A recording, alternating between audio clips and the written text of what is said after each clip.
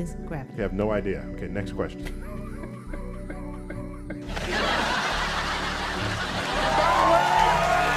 This is called gravity. We can describe gravity. We can say what it does to other things. This is called gravity.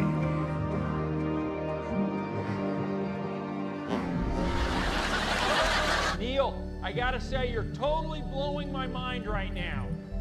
That's what I do. I'm Neil deGrasse Tyson, bitch.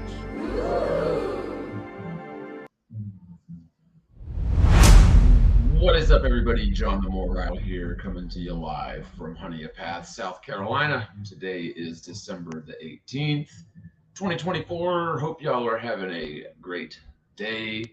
Blessings to you.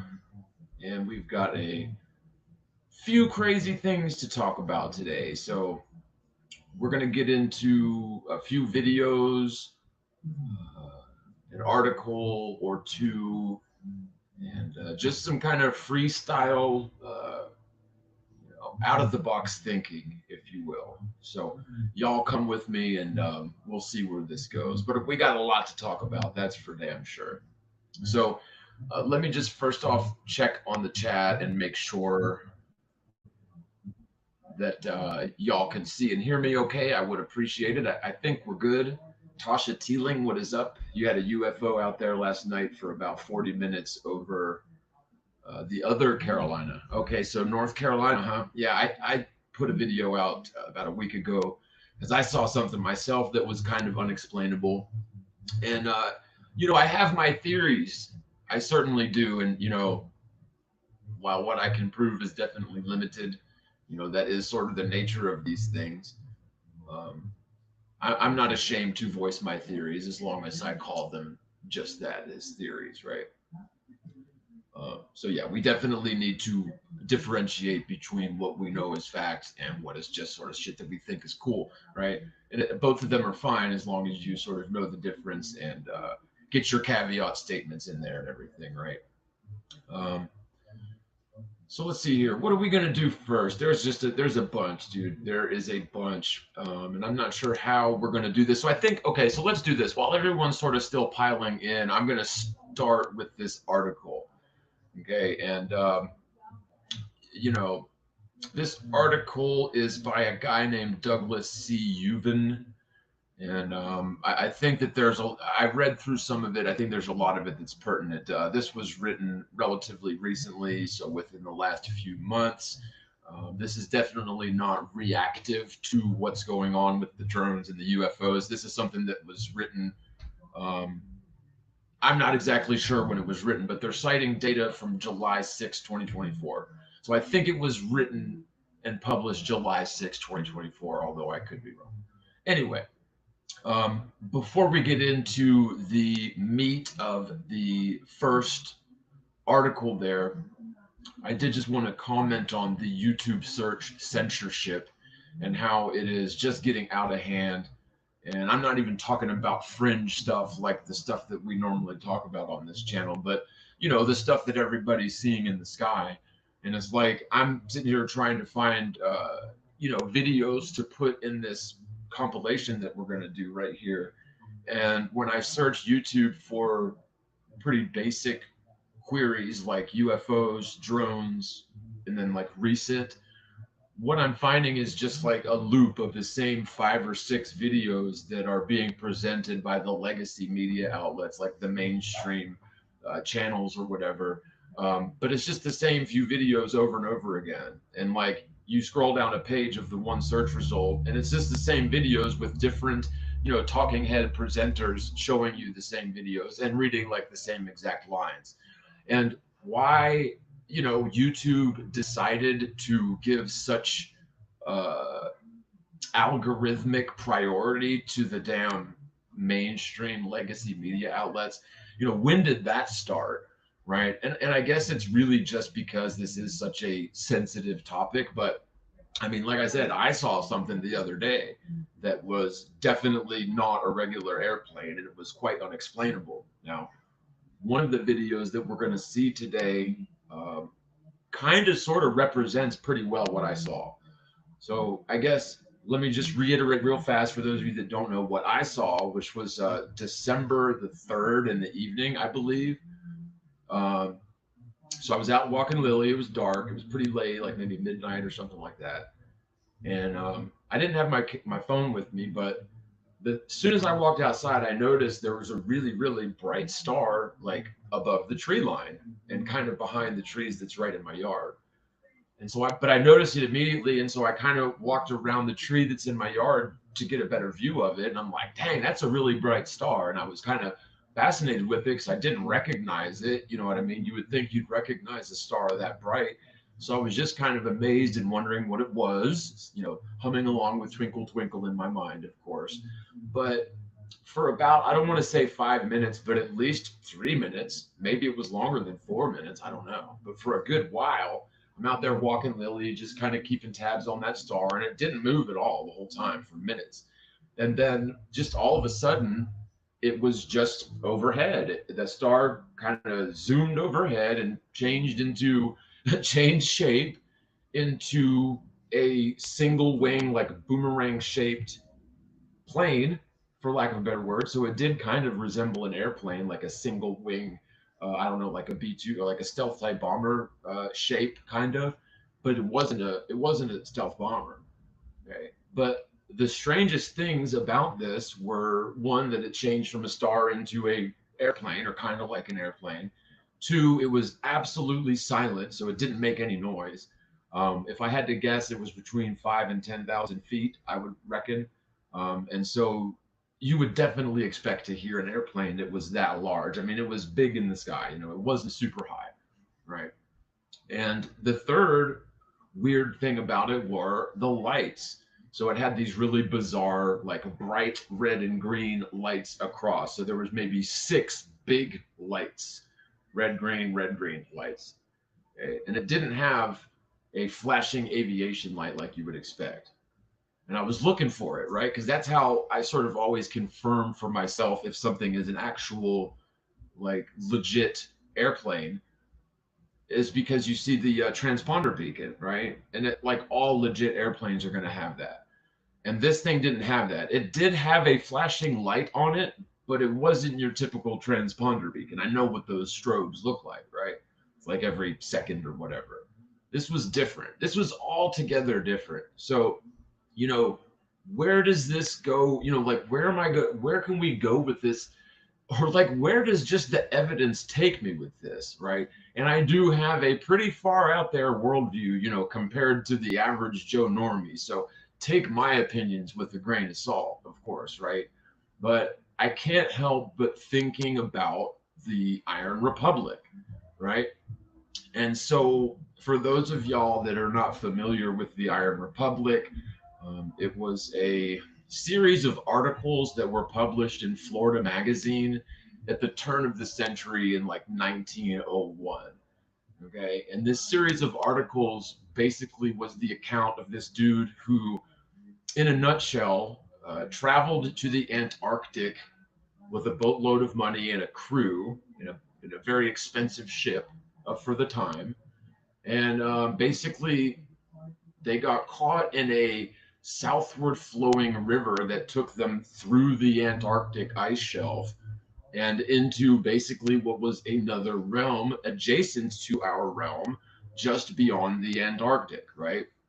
And what dude runs into pretty quickly is a very advanced civilization of human beings who were essentially an offshoot from the colonization period.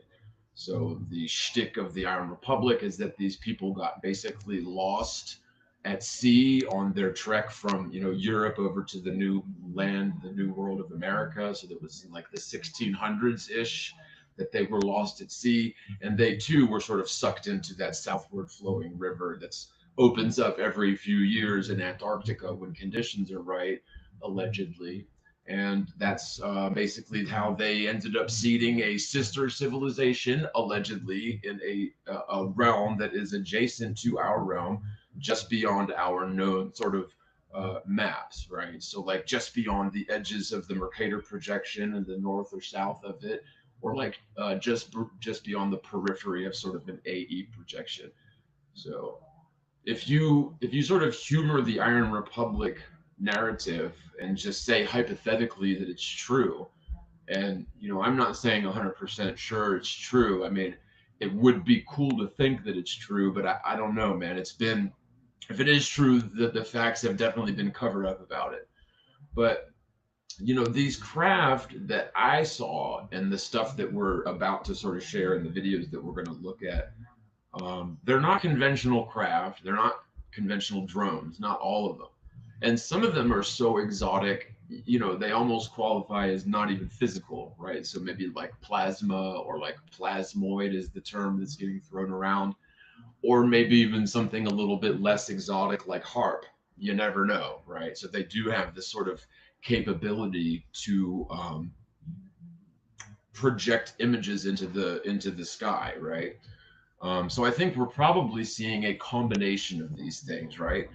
I think that anyone who claims that there's one single explanation for, for what's going on here is probably either misled, deceived, or full of shit, one or the other, and not much in between, right? So I think that there's definitely more than one explanation for this.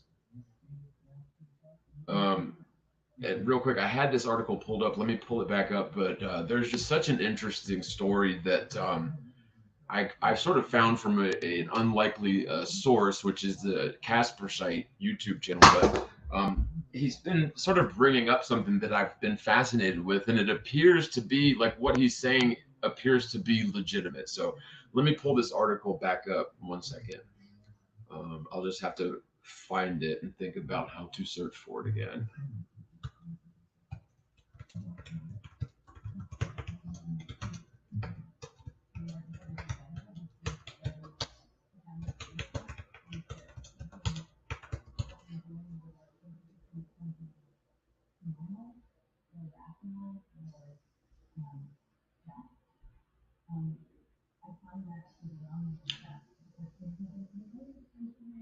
Okay, here we go. Yeah, this is it right here. So, okay, this article here is from timesnownews.com, and the title of the article is 27-year-old Webbot predicted Trump's election win and a UFO war. What? And now, of course, I'm getting bombarded with ads, and I don't see the article on my webpage anymore. So y'all are just going to have to bear with me for a second. And while that is bogging down my RAM, fuck a doodle do. What I may have to do is copy and paste this article onto a text file because it's probably gonna crash my computer. Oh, fuck.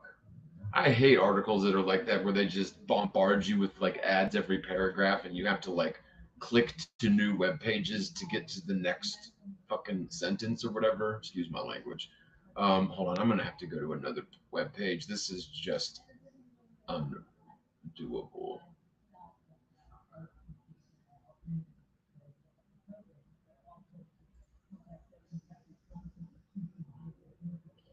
So you know what? I'm just going to give you a summary because I cannot, for the life of me, pull up an article without it crashing everything. So while I'm giving you this summary, I'm going to roll a clip in the background just so that you don't have to look at an extreme close-up of moi while I'm talking. So I'm gonna play this one here without sound. What is it? And then I'm actually going to react to this one as well. But there's a few very interesting clips on here from Mindseed TV.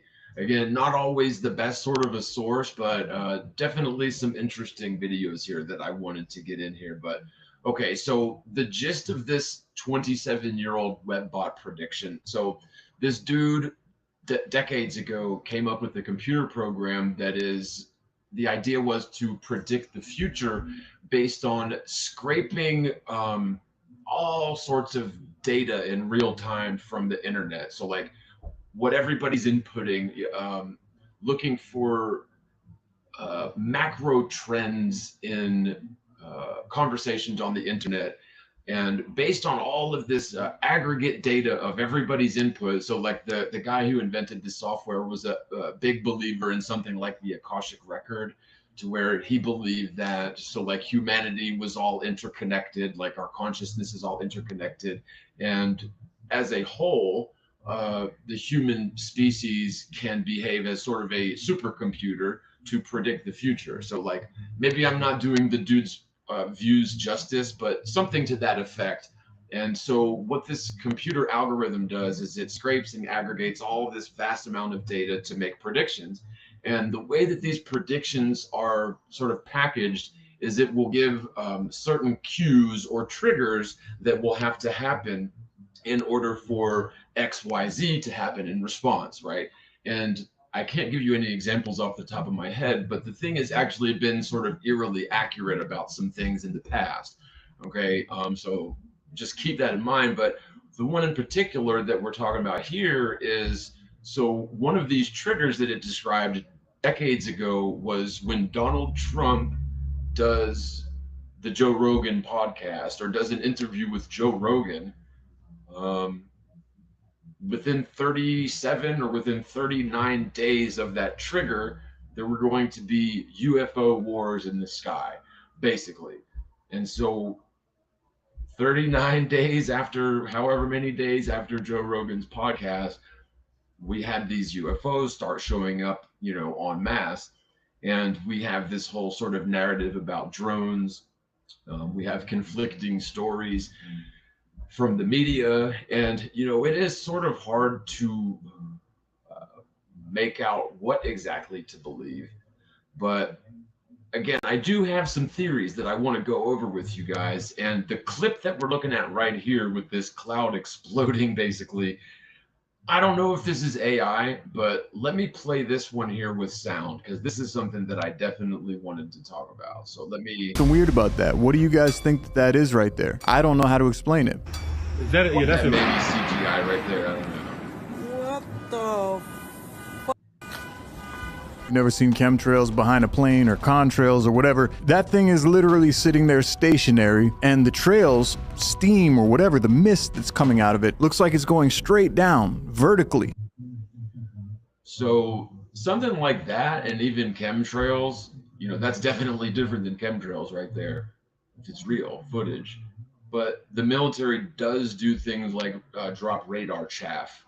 And so if they are looking for some sort of craft, or if they're wanting to be able to take images of the airspace better, they put these particulates, these metallic particulates in, it's called chaff or whatever, I think, unless I've got that wrong. And it's basically used for spying, right? To enhance their spying capabilities and imaging capabilities with their radars and things like that. So I don't know, maybe that's something like that. But this next one, if this isn't CGI, I don't know what this is. Y'all, you know, you be the judge, and I'll try to put it on full screen here. Hold on. That way it'll be bigger, and I'll put this picture. I think that might be a little bigger for y'all. Vertically, what kind of chemicals is this thing releasing, and what's below it? Cities, neighborhoods, traffic, people. And then take a look at this. Someone also sent me a video of what appeared to be a cloud in LA, California exploding. It looked like the cloud was literally just catching fire.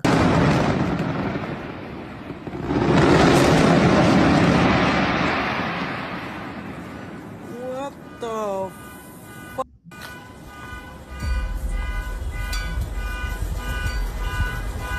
The more and more I look at it, this flame just ripples all the way through the entire cloud, and only in the cloud. Like, the cloud was combustible. How can a cloud catch fire or explode? Unless there's something in the air now that is explosive. Okay, so again, I'm not claiming that's real footage. It looks like it could have been CGI generated to me, but I don't know. It also kind of rings true, right? And so one of the things that's sort of stewing in my mind here are like chemical tipping points, right? And also biblical verses like poisoning their inheritance and things like that. And so if we really do have clouds exploding, so if that was real footage, then what if we're sort of reaching this sort of a tipping point, like in the pH balance, to where I mean, we already know that the carbon sinks are failing. So like the rainforests are ceasing to like absorb carbon and replenish the oxygen. But scientists say that they are now feeding carbon dioxide back into the system, right? And so the oceans are becoming more and more acidic, which heats them up, which causes them to become more acidic. So you sort of have a spiraling effect there. I mean, you know, I'm definitely not one to jump on the Al Gore bandwagon and start talking about global warming or anything like that. But I also know that when you, I also understand chemistry a little bit, right? And so without getting too much into detail, I sort of have a theory that, so like the reason that we are still burning fossil fuels in 2024 going into 2025, and why things like Nikola Tesla's free energy technologies were buried, and electricity and energy has been put behind a paywall, that we are forced to sort of enrich the very beast that oppresses us by, you know, power bill. And it goes way beyond just paying them your power bill. But, you know, it just makes you wonder. It almost seems like terraforming, right? Because, you know, you could make the argument, yeah, it's just greed, and greed is a big motivator for people to do things like cover up technologies and cock block progress in order to maintain their stranglehold over things, right? And so we have this sort of anti-human theme that comes up time and time again, where you see the way that our culture has been sort of systematically attacking not only like Christians and like the family unit, but just really sniping like American values and morals in general, you know, with the totalitarian tiptoe, of course. So it's incremental. They don't just make these changes overnight. But now all of a sudden we're living in the damn transpocalypse, and a lot of people are like, how did we get here? You know what I mean? But so, you know, when it comes to this concept of terraforming, and when we see this sort of theme of anti-human agendas being played out time and time again, right? It does just make you wonder. And again, mentioning the Iron Republic is sort of in the back of your head here. You know, are these craft that are definitely not, you know, your typical UFOs, when we think of UFOs that are doing like wild acrobatic maneuvers that seem to break the laws of physics as we know them? And we definitely are seeing some of those, or people are seeing some of those. But some of these other crafts, I don't know, it makes you wonder, man. I mean, are we dealing with the Iron Republic coming across to do what? Like, I don't know, man. If this is a theory, I'm sort of kicking around here because, you know, if we do have these sort of, you know, and whether it's, you know, metaphorical reptilian shapeshifters running the show here, or fucking literal reptilian shapeshifters running the show, right? So one or the other. If that's the case, like, what if these motherfuckers would much prefer an acidic ocean to, and you know, carbon dioxide instead of oxygen being prevalent in the atmosphere? You know, something like that. You know, it makes a lot more sense than just greed causing us to remain addicted to foreign oil to this very day, when, in my opinion, we have the technology at hand to absolutely cut our addiction to these sort of fossil fuels, and you know, nix all kinds of things that are just a cancer on our society and the world as a whole. And you know, I can see that happening very quickly, but you know, people just have to wake up and be aware to, like, you know, certain things that I just don't see them waking, you know, like the mainstream waking up to certain things in time in order to prevent this sort of catastrophe that appears to be brewing, right? Because, you know, whether or not you agree with global warming, there definitely is some valid science behind the concept of pumping carbon dioxide and carbon monoxide at elevated levels into the system. I mean, sure, plants do breathe in carbon dioxide, so there are natural checks and balances for these sort of chemical imbalances, right? But the thing is when, like, for example, if the carbon sinks are actually failing us, we may have already reached a tipping point where we're going to see things like fucking clouds exploding. So like, if this video that we just saw here, and I'll play it again in case any of y'all missed it, but just check this out. I really don't know what to make of this, and if this is a fake, if it turns out to be a fake, whatever. But we may be seeing shit like this either way, even if this is fake, right? If we reach a sort of chemical tipping point in the, and poisoning our inheritance, like is foretold in the prophecy, I don't know. But let's just roll this again, man, and tell me, y'all tell me what you think. I don't know, man.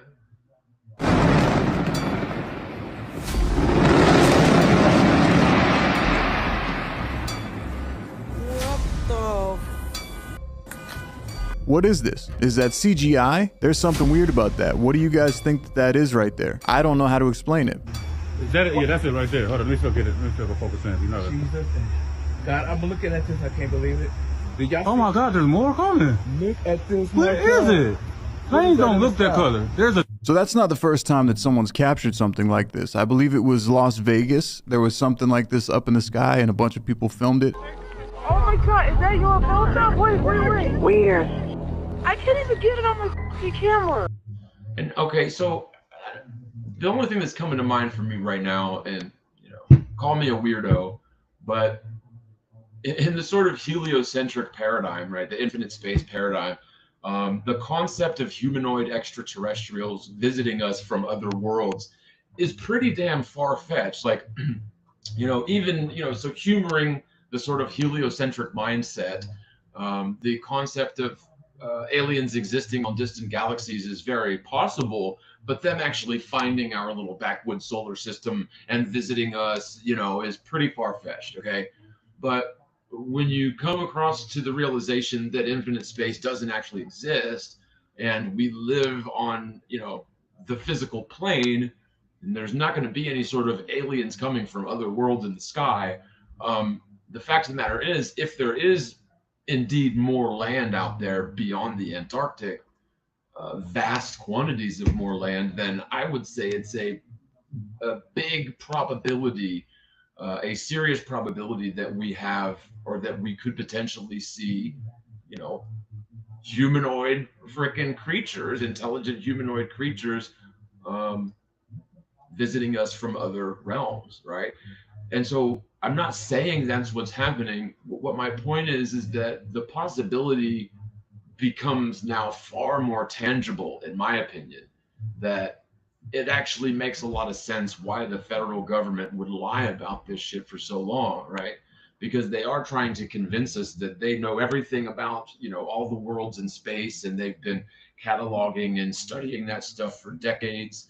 And it's basically an empty, there isn't anything out there as far as we can tell. I mean, maybe light years away, but, they've been lying about this for a long time for sure. And I think they really just want to avoid the conversation as to where are these things coming from, right? Or at least it's a potential motive for them to avoid that conversation at all costs, right? Because if they are actually coming from under the water, which a lot of them appear to, and if maybe they're coming from other realms, they have home bases beyond our known maps, and perhaps the governments of the world have some sort of agreement with these potential hypothetical other civilizations, right? But if our world, our realm reaches this sort of chemical tipping point, maybe they're coming here to move in, right? Once, I don't know. It is kind of creepy when you think about it. And these sort of demonic entities have been gearing up for something with this whole great deception that they've been pulling off on the general public for like hundreds of years, right? And things appear to be coming to a fever pitch. And I just can't help but wonder if there are not different factions involved here, right? Because I mean, sure, maybe we do have just a bunch of deception and subterfuge going on from our government. Maybe that's all that it is. And I see that as a real possibility. But another possibility is there are different forces at work that we are not 100% privy to understanding. It's true. And then there's also footage of what people believe is another one of these things possibly going down. Take a look at this. Bro, they shot one of the drones out the sky. Bro, I was looking at this thing. It was like blinking up here. Look at this. What the f?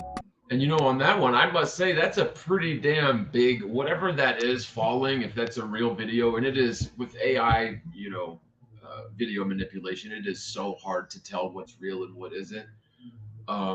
But, you know, gauging on this dude's reaction as well as the people's reaction in the last clip, it seems genuine. I mean, of course, people can fake reactions. I'm not saying that can't be faked, but this looks pretty legit to me, and dude's reaction seems genuine. So if this is a real clip, that's something pretty big. I mean, that's not like, you know, your crazy Uncle Steve's drone, right? The f is that? Yo. Now, I didn't see any other aircrafts anywhere near it. I didn't see it as a drone before it started smoking and going down, so I can't say that something shot the drone out of the sky. But at the same token, that doesn't look like regular airplane trails or anything like that to me. It's some weird object smoking coming down from the sky. But then take a look at this too. Something's going up real fast. A plane? I can't tell what it is. Whoa, is that moving quick? That could be a drone. I don't know what the hell that is. But that is quick. There's only one remaining right now. Whatever that green flashing one is, he moved quick around it to get it. And watch what happens next. Take a look at this. He's like right there with it. Go, ooh, he's like right on it. That whatever. See, now the speed right there that thing just took, that's ridiculously fast. Like, I don't know how high up this thing is, but that thing is going like supersonic, is it not? Like, am I wrong here? What is that? I mean, I don't think all of these videos are fake. Like, and the FBI, I think it was yesterday, released a statement that there are no unidentified drones in the sky. So like, it's let's just continue on. It's crazy. That whatever it was just shot down the drone. If that was a drone.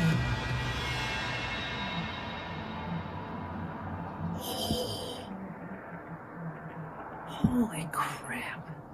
Whether these are drones, UAPs, UFOs, I don't know what they are. Nobody really does at this point, but there is more and more footage coming out by the minute, by the day. Now watch this closely, okay? Because there's a... Yeah, no doubt. And in case you guys were wondering, this is from Mindseed TV. The link to this original video is in the description. So he probably needs no introduction. Dude's been around on YouTube forever. He does a lot of the fake ghost bullshit videos too. So again, it's not really the best source, but I don't think he's like fabricating any of this stuff. Red drone up in the sky, and it looks like it's being approached by this white orb. What the hell? Okay, something's going on. Something's going on. What is that next to it? A part of me is starting to maybe think like that red drone is someone's drone. Like someone here putting it up, like police or... And you know, something else that comes to mind, y'all, and forgive me for being a little bit all over the map here, but you know, when it came to the COVID lockdowns, love them or hate them, allegedly something that happened was like the pollution levels dropped way faster and to way higher degrees than the experts would have forecasted, right? Because basically over the couple-year period that the COVID lockdowns were in place, like traffic and air travel and things like concerts and football games and everything was put down to a bare minimum. And so there was like this huge, you know, sigh of relief in terms of this sort of, you know, chemical imbalance that we've been feeding into the system for so many decades, right? And so I don't know, it just makes you wonder, because COVID was obviously really super true, right? Like everything they said was 100% true. We all know that, right?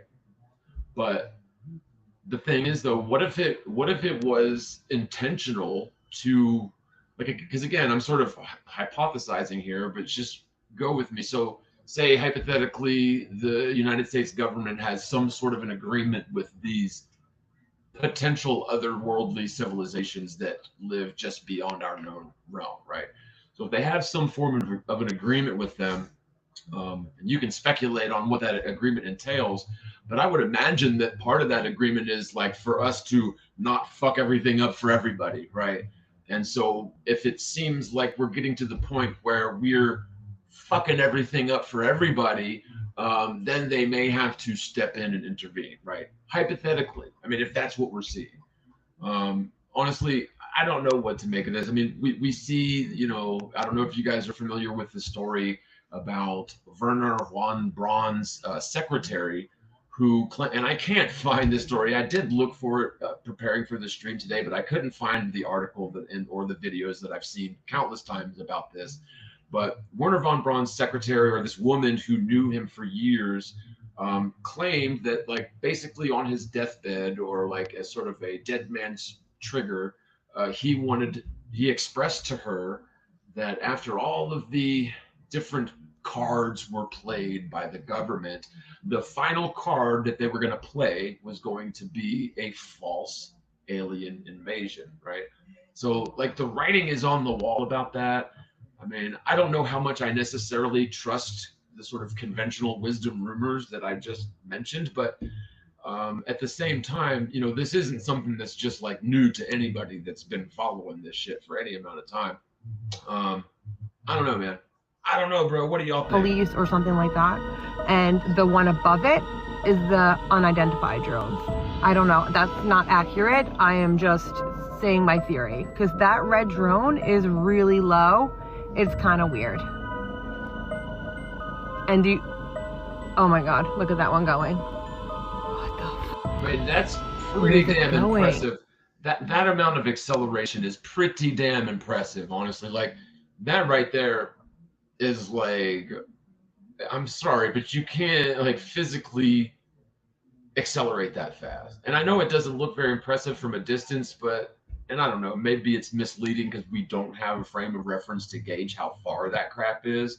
But if it's as far as it kind of appears to be, that thing went from 0 to, like, what, 500 miles an hour in the blink of an eye.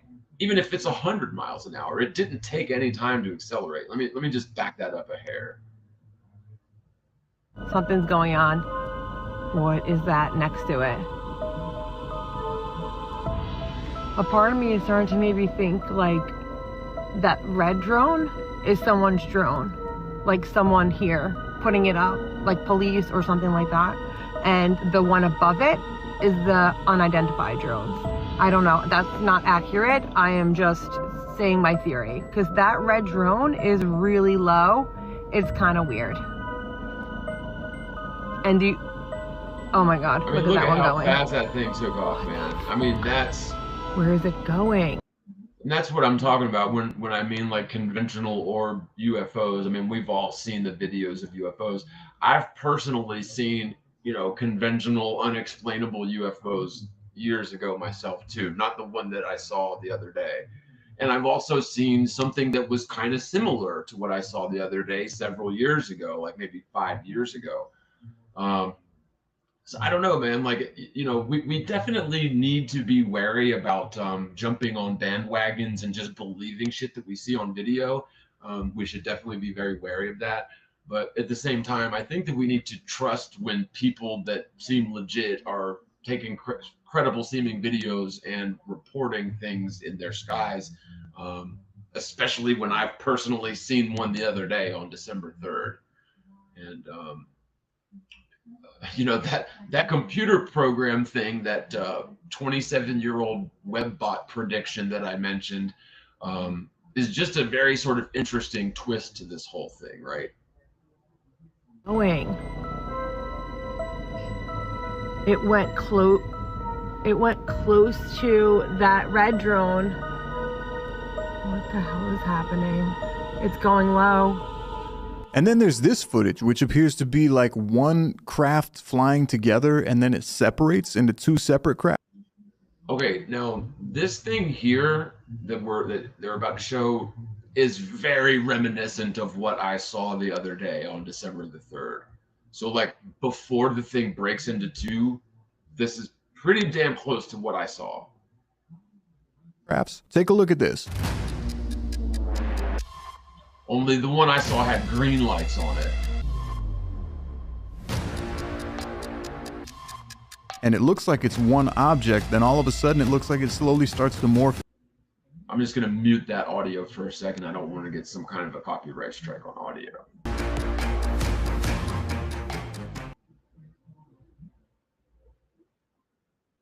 The same in the shape and the lights and everything. Check this out. It's like a boomerang shaped aircraft going over their home.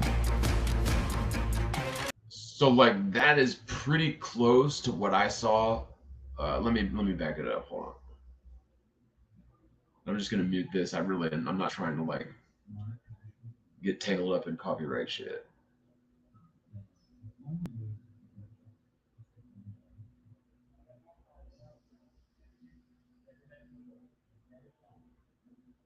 See how it splits into two? But like before it split into two, it almost that shape right there is very similar to what I saw in South Carolina on December 3rd. But it had red and green big lights on it, and they weren't flashing quite like that. And the lights and everything. Check this out. It's like a boomerang shaped aircraft going over their home. It's definitely not an airplane, and it has these same similar red lights as the object that separated just a second ago. Now I have a theory, and I'm just going to throw this out there. You guys could tell me what you think. How are they fueling them? They have to land somewhere. Drones don't fly forever. I believe that when that little orb was approaching the red drone that you could see clearly lit up in the sky, I think that it was recharging. And if you think that that's so far shot out, we have... Yeah, they can definitely... That's not that far shot out, I don't think. We have airplanes. Really, I'm not going to keep playing this video. The link for this one is in the description in case you do want to watch the entire thing without me interrupting it. But those were the two things that I wanted to show you. That cloud exploding, which maybe that was fake, I don't know. But then also that drone was a fairly close representation of what I saw myself with my own eyes on December the 3rd. So, you know, I think another thing to point out is if anybody is expecting the government to give us an honest and cogent answer about this, at least maybe not until Trump gets into office, I don't think we're going to get any sort of an explanation. And, you know, the psychopathic people that are in power right now, I wouldn't be surprised if they try to pull something in order to, you know, garner martial law, or somehow manipulate emergency presidential powers to stick the current administration in the White House. As far as I can tell, like they're trying to get us into World War III as hard as they can possibly fucking do it before Donald Trump gets into office. So because of the fact that we see that sort of fever pitch of them trying to get us into World War III before January 20th or whatever, I think that's a good indicator if the, you know, if the geopolitical powers can just sort of hold out until this administration gets out. I mean, maybe we do have a chance at some sort of a, you know, some sort of a trajectory toward a decent future. But if things continue on the way that they're going, I mean, clearly we're in deep, deep trouble. They don't go to restricted zones because if they are lawfully manned, that means that they have... I wasn't going to play that one. So, okay. We've got a couple of other ones I wanted to play. This one here, I'm going to just sort of Top run 10 in the 2023 UFO videos. And turn the volume down. Now, I've got this other article that I wanted to share with you guys. So let's do this article. This is the one from Douglas C. Uven. July 6, 2024. In recent decades, the concept of an alien false flag operation has intrigued scholars and conspiracy theorists alike. This hypothetical scenario posits that governments might stage or exaggerate an extraterrestrial threat to manipulate public perception, unify populations, and even justify increased military spending and control. You don't say.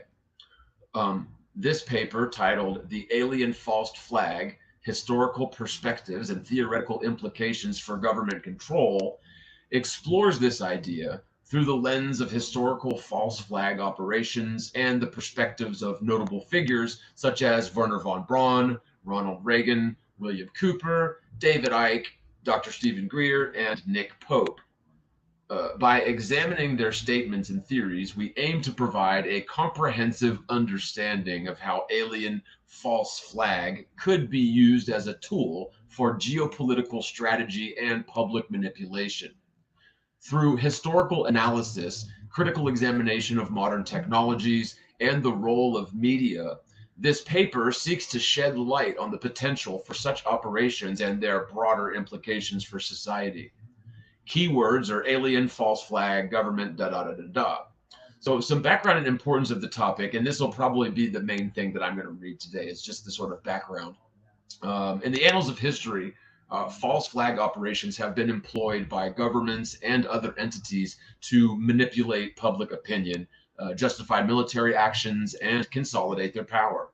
These covert tactics involve disguising the true perpetrator of an act, thereby misleading the public and often rallying support for actions that might otherwise be met with heavy resistance from the public. Understanding the mechanics and implications of false flag operations is crucial for comprehending how power can be exercised and abused in political contexts. A brief overview of false flag operations in history. They've been documented throughout history, serving as pivotal tools for deception and manipulation. Some notable examples include the Gleiwitz incident in 1939. Nazi Germany staged an attack on a German radio station, presenting it as a Polish assault. This event was used as a pretext to justify the invasion of Poland, marking the beginning of World War II. Then you've got Operation Northwoods, which was 1962, that was a proposed plan by the U.S. Department of Defense to stage a false flag terrorist attack on American soil intended to garner public support for military action against Cuba. Though never implemented, the plan illustrates the lengths to which governments might go to fabricate justification for war. 3, the Gulf of Tonkin incident, 1964, reports of attacks on U.S. naval vessels by North Vietnamese forces, later revealed to be exaggerated or patently false, were used to escalate American involvement in the Vietnam War. These instances highlight how false flag operations can effectively manipulate public sentiment and policy, underscoring the potential for abuse of power.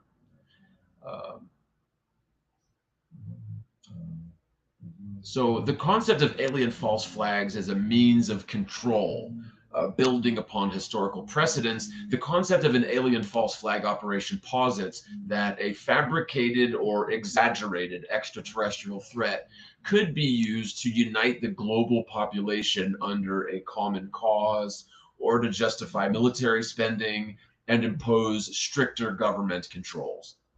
These hypothetical scenarios suggest that government might stage or merely amplify reports of alien encounters to create a sense of urgency and fear, thereby facilitating the implementation of policies that might otherwise be unpopular or resisted otherwise. The idea is not merely a product of speculative fiction, but has been suggested by various public figures and theorists as a plausible strategy for achieving geopolitical goals. The implications of such a strategy are profound, potentially altering the course of international relations, defense policies, and public trust in government. importance of exploring this topic in the context of modern governance and public manipulation in an era characterized by rapid advancements in technology, global communication and surveillance capabilities. The potential for sophisticated manipulation of public perception has never been greater.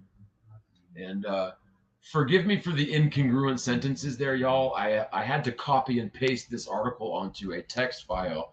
And so the title or like subheadings of different sections is just bled right in with the text with no sort of indicator. So I apologize for that. Examining this concept of an alien false flag operation provides valuable insight into the mechanisms of power and control in modern governance. It encourages critical thinking about the information presented by authorities and the media, fostering a more informed and skeptical populace. Furthermore, exploring this topic highlights the ethical considerations and potential consequences of employing such deceptive tactics on your own people, no less. It serves as a reminder of the importance of transparency, accountability, and the safeguarding of democratic principles in the face of emerging threats, real or fabricated. The purpose and scope of the paper. The primary objective of this paper is to analyze the statements and theories of key figures who have suggested the possibility of an alien false flag operation as a means of controlling the public.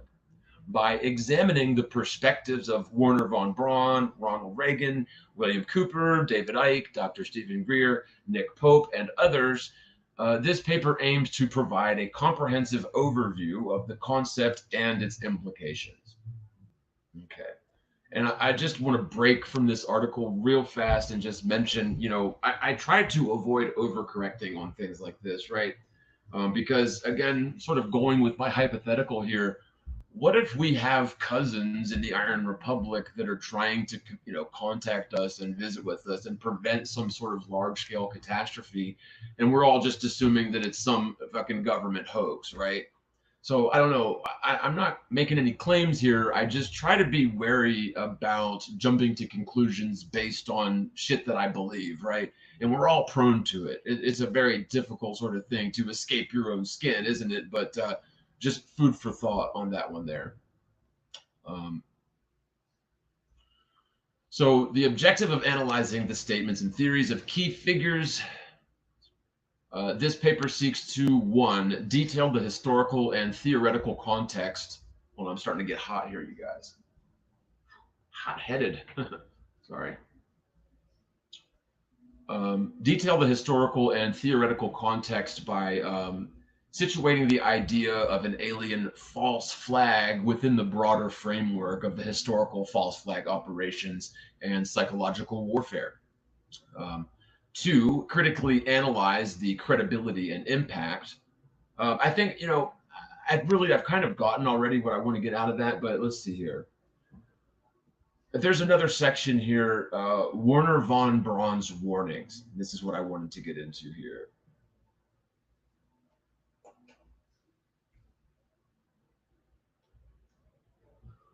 Okay, so an analysis of Wernher von Braun's alleged warnings. This is the same article, right? About alien false flags based on Dr. Carol Rosen's testimony, right? Dr. Carol Rosen was the woman I was mentioning earlier. I think she was like his secretary or something. So that's the section that I kind of want to jump to here.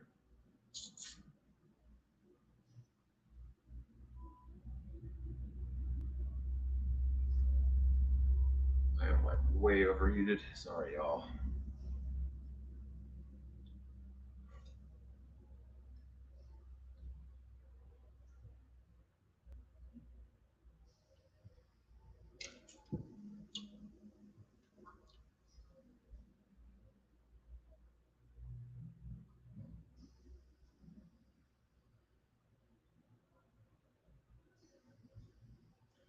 Okay, so Wernher von Braun's warnings, biographical overview. Wernher von Braun was born on March 23rd, 1912 in Worschitz, then part of the German Empire. Yeah, I got to come out of this shirt, y'all. I'm so sorry. I'm just like so overheating right now.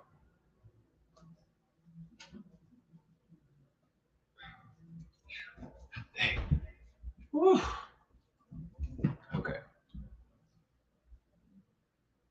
Which was then part of the German Empire. He developed an early interest in rocketry and space exploration. We don't need to know Wernher von Braun's background story. I mean, it's sort of irrelevant.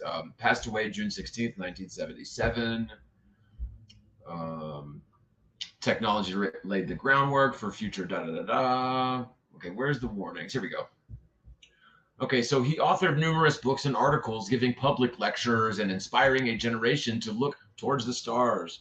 Carol Rosen's testimony detailed account, okay, of Dr. Carol Rosen's claims about von Braun's warnings.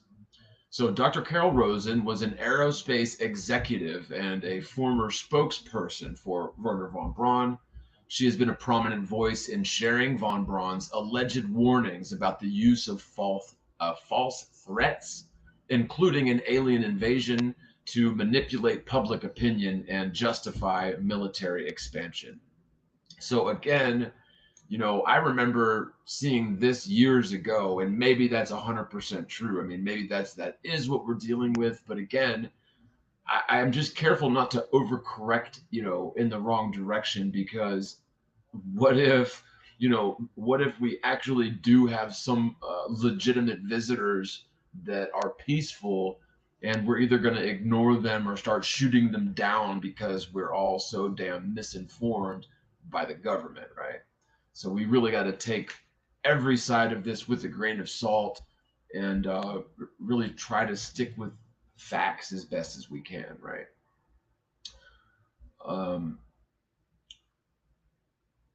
According to Rosen, von Braun confided in her during the last years of his life, expressing his concerns about the misuse of space and technology for nefarious purposes. Rosen recounts that von Braun outlined a sequence of fabricated threats that governments might use to justify the militarization of space and increase defense spending. And parking that right there, you know, one thing that always gets me is people brag or sort of put some sort of a credence in the United States military spending, right? Because of course the United States military spending dwarfs like all the other countries combined, right? The United States spends the crap out of some money on the military stuff, but you know, when they're dropping like scores of millions of dollars for licensing fees on camouflage patterns to these big corporations, you know, let's just put it this way. The United States military isn't exactly frugal or conservative when it comes to their spending. And so even if they spend, you know, 100 times more than the next 5 countries combined, if they're just wasting money and laundering money and, you know, whatever it is they do with NASA and things like that, I don't know, man. It just makes you wonder, you know, how all powerful is the United States military really? I don't know, man. It's just food for thought. But back to the article, these threats included, 1, the communist threat. Initially, the Soviet Union and the spread of communism were used as justifications for increased military spending and the development of space-based weapons. 2, terrorists. Following the Cold War, the focus shifted to international terrorism, which became the new justification for military actions and surveillance expansions. 3, rogue nations.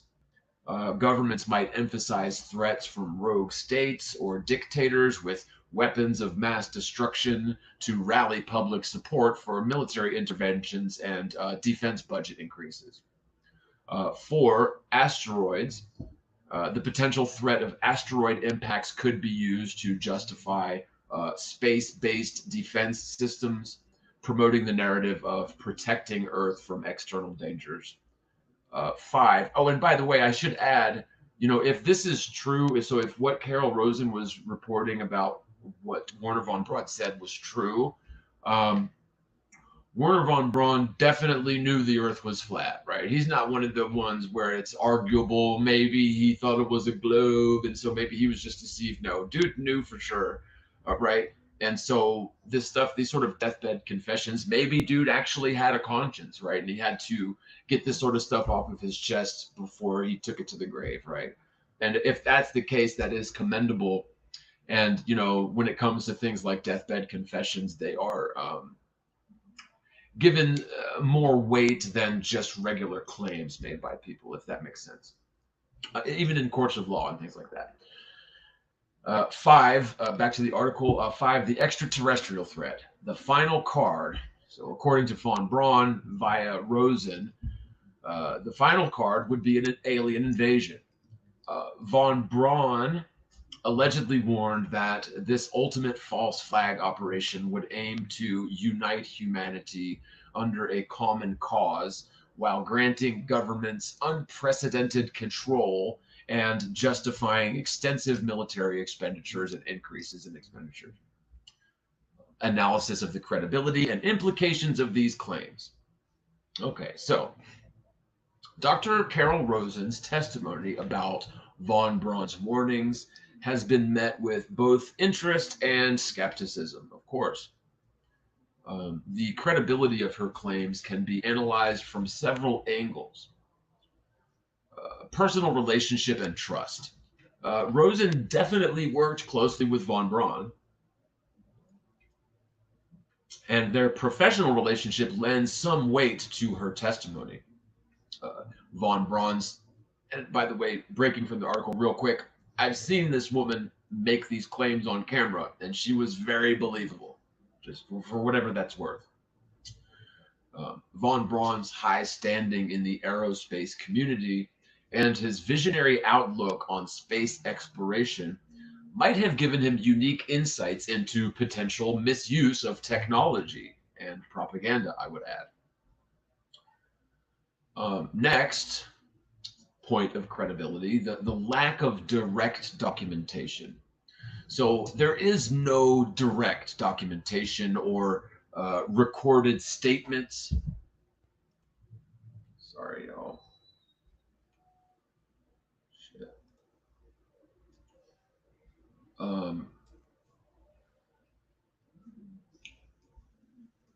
Or recorded statements from von Braun himself confirming these claims.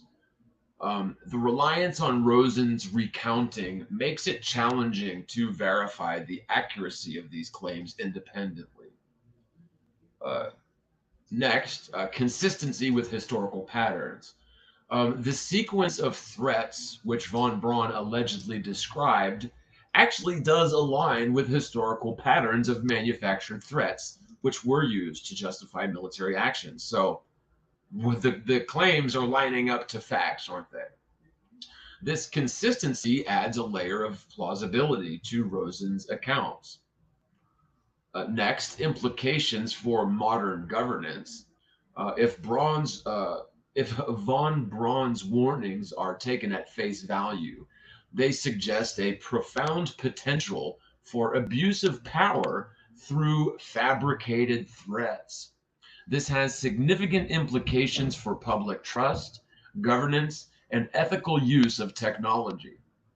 In conclusion, while Dr. Carol Rosen's testimony cannot be unequivocally verified, it does present a compelling narrative that resonates with historical precedents and ongoing concerns about government transparency and the manipulation of public perception.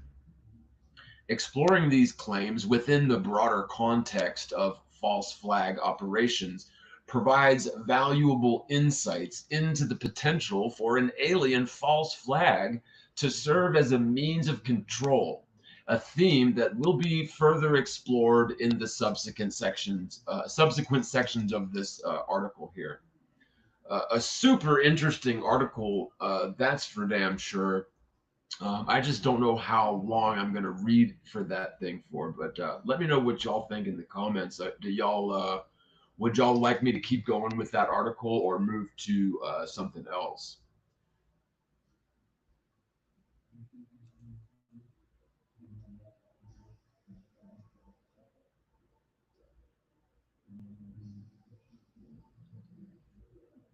and I'm gonna go grab a drink real quick. Mountain Dew, you guys, don't worry. And I'll be right back. So just give me a minute and grab yourself something to drink. All right.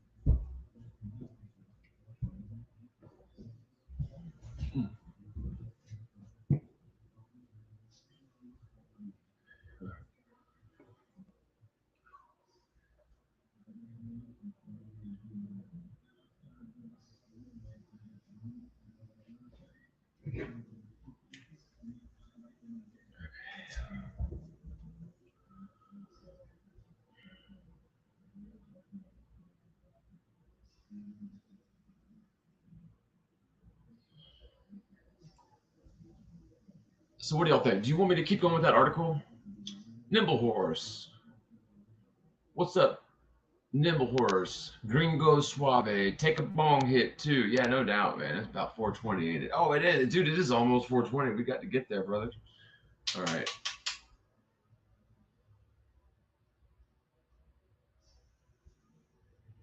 Target Whitman says aliens are just from the Iron Republic. I mean, you know, I don't know, man.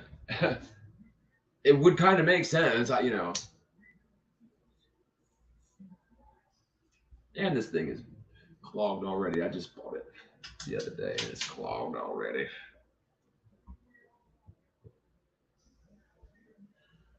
And we're going to change gears pretty drastically for the second part of this stream. So we're going to, well, I mean, you know, there's a common vein to all of this stuff, I think, is arguable. But we are going to change gears a bit. What's up, Nimble Horse? Yeah. So let me just give you a little bit of a preface as to why we're going to back away from this fascinating topic that we could probably go on for all day with, you know, all the clips that are going around the internet. Some of them definitely real videos, some of them probably faked. But, you know, again, I could talk about this all day. But we're going to have to change the topic right now. We're going to have to change gears drastically because, so here it is, the holidays, December 2024. And my wife and I, you know, finally we're getting settled into a home situation that's actually been pretty decent. You know, we have roommates in a house, and everybody gets along pretty well for the most part. But the long story short is we are subletting here, and the guy that owns the house isn't cool with me and my wife being here.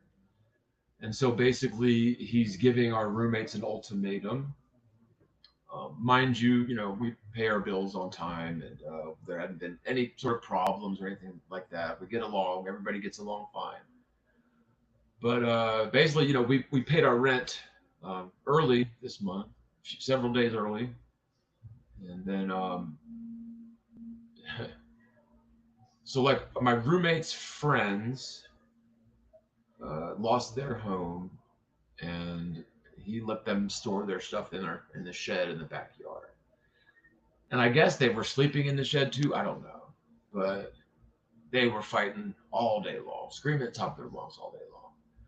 And I don't know if that has anything to do with what happened, but the very same day or like the next day, the landlord came knocking on the door wanting to know, did they have people living here, right? Which the dude has never done since we've moved in here, which we moved in here, I want to say in August, I think. Sounds about right. So anyway, you know, what what we're facing here for Christmas time is we've got to get the fuck out of our house and find another place to live. And I don't know if you guys know this. Oh shit, you know, I need to be on my hardwire here, dude. Sorry, 1 second. I'm sitting here on the Wi-Fi. I should definitely be on the hardwire.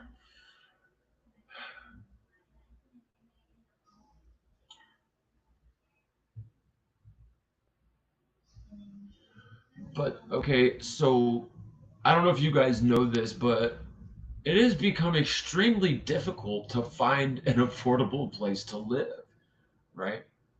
So like, I don't know, you know, I'm in my 40s now, believe it or not. I'm not like the 75-year-old corpse that everybody thinks I am. But honestly, since the 2000s have rolled around, the like the 2010s have rolled around, I should say, and beyond, it has become so difficult to find like an affordable place to rent, right? I mean, the cost of living has gone up so damn high. Like, I remember it wasn't that long ago where you could find you like a decent little 2-bedroom place for like $500 or $600 a month, right? Those days are long gone, even in South Carolina. I mean, people are wanting like $1,700 for a 1-bedroom. And, you know, I got to thinking, like, what the hell happened? Like, I know we had the housing collapse in 2008, and you know that kind of coincides with something that I have been researching as a possibility, and I wanted to bounce this off you guys, and y'all let me know what y'all think, because okay, so one thing that I remember reading years ago, it was something that Vladimir Putin was saying, right? It was in an article that I was reading about the 2008 financial collapse, I believe. It was in that context. And they were using a quote of Putin from even before then, I think. But what the dude was saying was that America is making a big mistake by allowing their housing market to become basically an investment market, right? And not just an investment market, like housing is going to be most people's largest investment in their entire lives, right? So not only was he arguing, and I think it can be argued, that turning a basic human necessity like housing into a money market or into a investment vehicle can be problematic. Especially if there is a disparity between, you know, rich and poor, and there aren't any sort of, I don't know, I hate to say regulations, but there aren't any sort of fail safes to prevent the uber wealthy from basically running amok and taking everything, right? Like basically treating everyone's lives like a game of Monopoly, right?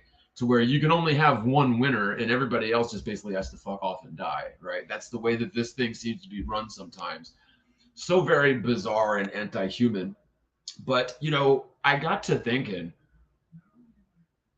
I honestly do believe that beyond like the regular problem with housing becoming a major investment vehicle, and I hate to say this, and this is just my opinion, but Airbnb, dude. I got to thinking about this, and I do want to bounce this off you guys, but in my opinion, I think that Airbnb could be one of the #1 catalysts in making housing absolutely unaffordable and unattainable to your average citizen. I mean, it was already getting there, you know, in the early 2000s, but okay, so Airbnb was established in 2007. Okay, so Airbnb was established in 2007, and I have a chart here that just shows the cost for living, the cost for housing, basically over the last 25 years. I think it was going from 2000 to 2020. So let me share this chart with you guys because charts are so much fun. But I do think you need to see this. I think it kind of correlates with exactly what I'm saying about Airbnb being a real big problem for our housing market. Okay, so let me, or at least for the rental market, for people on the bottom end of that thing like myself, right? So let me pull up this chart. Hold on.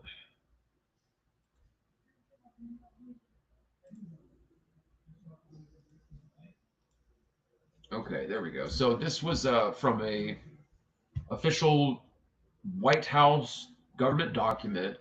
This is a figure, the shelter and housing prices. On the very left is January of 2000, and on the right is November of 2020. Okay, so it's 20 years. You can see September 2006, we begin this downward trend. It's a percentage change of housing costs adjusted for inflation over that time. So it's kind of a weird, graph to look at, but you see this big dip in pricing increases right after 2007, and then it skyrockets around 2020. And I would imagine if we had to 2024, we'd be somewhere over like in the fucking stratosphere, like way over there, I think.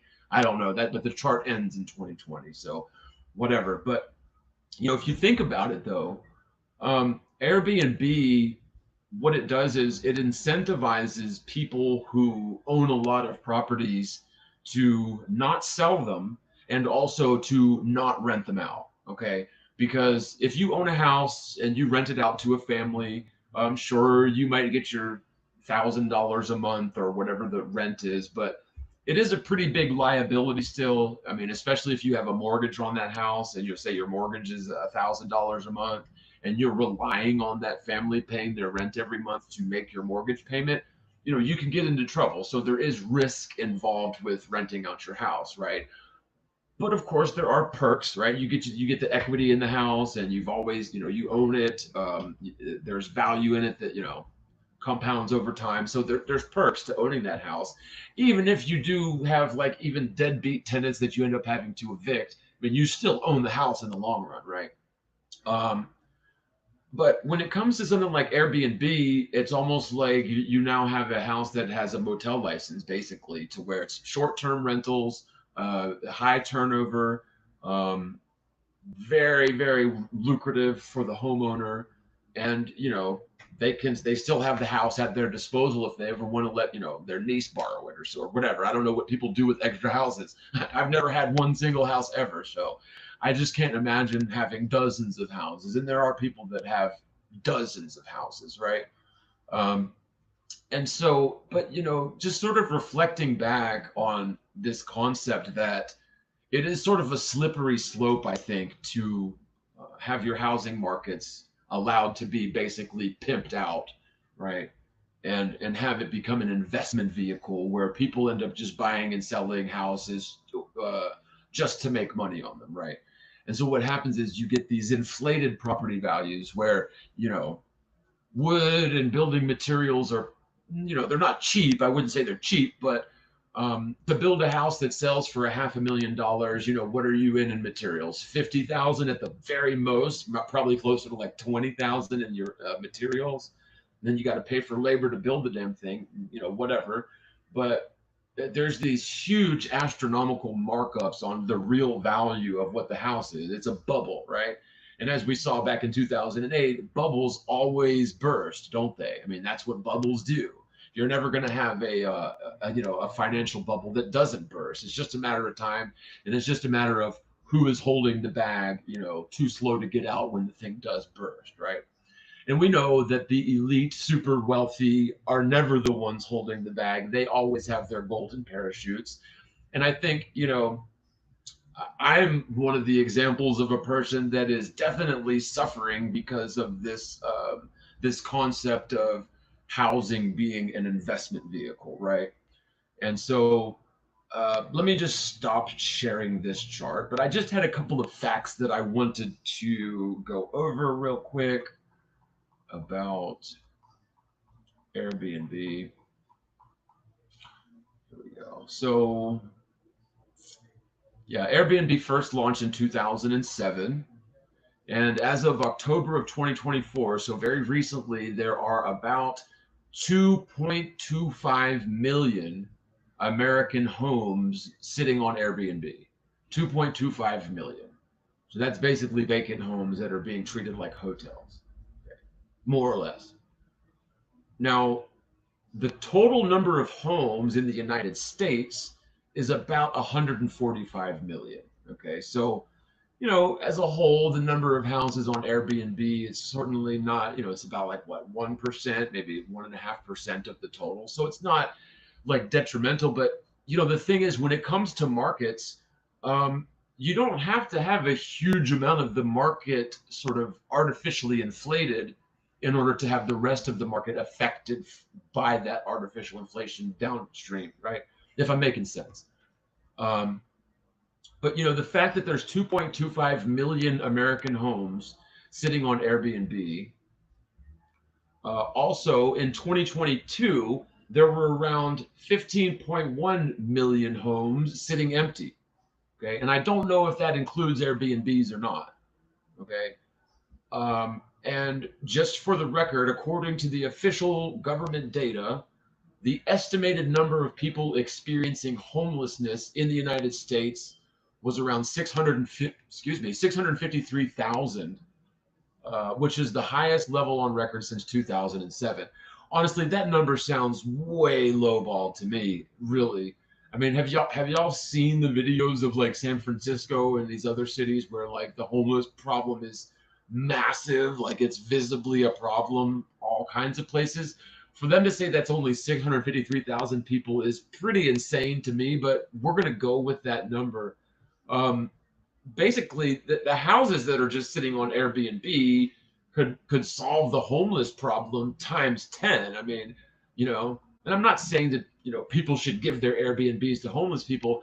What I'm saying is this is a symptom of a larger problem. And, you know, coming from a guy that I've been homeless before and I'm fixing to be homeless again, I just want to express my discontent and sort of withdraw my consent publicly from this nonsense that is turning our basic human necessity of housing into a fucking gambling arena that has now become an exclusive club only for super wealthy people to be able to afford something like a fucking house. Okay, it's gotten to the point now to where like I have no sort of designs on ever owning a house, unless maybe like I win the fucking lottery or something, right? So, you know, what am I supposed to do, you guys? Again, like, so this is totally changing gears, but like, I don't know what to do, man. I really, truly don't. You know, I'm friends with my roommates, and so I don't want to drag this thing through court and get them in trouble with their landlord. Like, I'm not aiming to do that. I mean, I guess we technically could drag this out and stay here longer, but I don't want to be where I'm not welcome.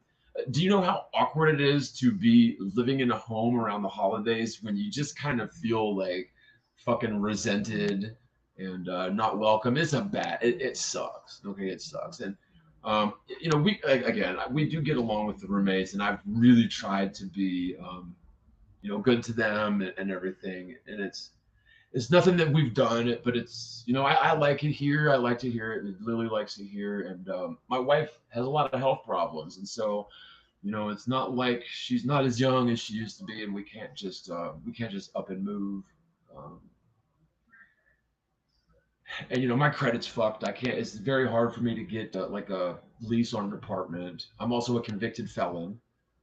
I had a pill in my pocket. I got caught with a pill in Florida, so I'm a felon. One pill. So it's very difficult for me to, you know, to get a place to live. Even if I had a pile of money, it's hard. And so, like, what I don't want to do is wind up back in another hotel, man. I really don't want to do it. I don't think I can go through that again. I really don't. It is so expensive and so stressful, and I can't afford it. Also, because of that Hurricane Helene, my car is still broke down. I haven't got my car back from the guy that's supposedly fixing it any day now for the last month. He still hasn't gotten it done. Even if he had the car done today, I wouldn't have the money. Still waiting on money from FEMA. I expected that they would at least reimburse me the money that I had to spend on hotels. Because see, when Hurricane Helene hit, we were without power, internet, and even water for like 6 weeks. It was a long time. And without my car, I can't even drive to the city to go to work. I mean, I can go to the city, but it costs me like $100 a day in Uber rides there and back. And when I do day labor, I only draw like 150 at the most. It's almost a wash. Once you get you something to eat, I mean, it's a waste of time. So I need a roommate, man. I need to find a roommate. And like me personally, I'm not bound to anywhere, but my wife is kind of bound to the state of South Carolina. She has health problems. She finally is on Medicaid. She draws Social Security every month now. She's finally drawing Social Security, which is not much. But it shouldn't be this. It shouldn't be this hard to find a place to live. And I'm not saying I blame Airbnb, but I think it does add to this problem. And again, I don't like dog people for having money, and I don't hate people for having multiple houses. But what a world that we live in. Supposedly the richest country in the world. Where everybody's just racked with debt, student loan debt, housing debt. And it's gotten to the point to where, I've just given up. I've just given up on even trying to get a house or like own a home. It's not attainable for me at this point. So any ideas, anybody looking for a roommate in the Carolina areas, hit me up, text my phone. Don't call me unless I know your number, because if you call me and I don't recognize your number, I won't answer it. I get telemarketing calls all day. But definitely, send me a text. 864-315-7892. Look, we paid our rent for December on like November 28th, I think. And everything great, fine. And then this stuff happened with the landlord, I don't know, a week or two ago. And the roommates are like, well, can you leave next week? Like after we paid for the month? And no, we don't have any more money. I have less than $200 to my name right now for the whole rest of the month. And I still don't have my car back. I'm just, this whole thing makes me sick. I don't know. I don't think I can go through it again. I'm not like a suicidal type of person, but sometimes it just looks better and better. I'm just being real with y'all. I mean, I hate to say something like that. And big shout out to a friend I lost recently to suicide, Zach Mahaney. God, I still can't believe that, man. Zach Mahaney, I grew up with, went to school with, same grade. And just a great guy, man. Good looking dude, good friend, played the guitar, had a great family. He was a volunteer firefighter for a long time, and I think he finally was a professional firefighter recently too. And dude blew his fucking brains out, man. And I don't know, not like anybody but Zach. I don't get it, man. My heart goes out to his family and stuff, man. Whole thing makes me sick. I don't know what made me think of that, but I mean, I hate to talk like that, but honestly, I just don't think I can fucking live in my car again, dude. And beg for fucking hotel money. I'd rather be dead. Oh, I would. I'd rather be fucking dead. Oh, I don't know. I'll keep y'all posted, man. Hit me up, y'all. I've kind of done lost my gumption here. I'm about to fucking cry, dude. All right, one love, y'all. I'll keep you posted and how that goes, and hopefully this works out for the better. I have good faith. I think things will work out. I don't see it. I don't know what the fuck we're gonna do. So, one love, y'all. Be good.